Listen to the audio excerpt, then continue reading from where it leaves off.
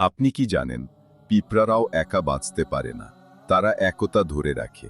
কিন্তু আমরা মানুষ, আল্লাহর সর্বশ্রেষ্ঠ সৃষ্টি হয়েও আজ ভেঙে গেছি টুকরো টুকরো হয়ে। ভাবুন তো, একটা পিঁপড়া যদি কোথাও খাবার পায়, সে একা খেয়ে নেয় না, সে গিয়ে তার ভাইদের ডাকে।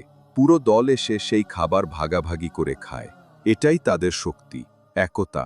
আজ ফিলিস্তিনিরা আমাদের সেই পিঁপড়ার মতো ডাকছে।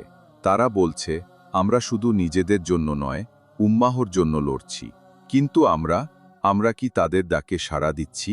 রাসূল সাল্লাল্লাহু বলেছেন, মুমিনরা এক দেহের মতো, এক অঙ্গে ব্যথা হলে পুরো শরীর কেঁপে ওঠে। কিন্তু আজ আমাদের ভাইবোনরা রক্তে ভিজছে, অথচ আমরা নির্লিপ্ত। আমরা ঘুমাচ্ছি, আমরা খাচ্ছি, আমরা হাসছি, অথচ উম্মাহ কাঁদছে। ভাইয়ের দুঃখে ভাইকে ফেলে রাখা কখনোই ইসলামের শিক্ষা না। আজ যদি পিঁপড়ারা পর্যন্ত এক থাকে, তবে মুসলিম উম্মাহ কেন ভাঙা থাকবে? আজ আমাদের দায়িত্ব ফিলিস্তিনিদের ডাকে সাড়া দেওয়া। হয়তো হাতে অস্ত্র নেই, কিন্তু আছে দোয়া, আছে অর্থ দিয়ে সাহায্য, আছে আওয়াজ তোলা।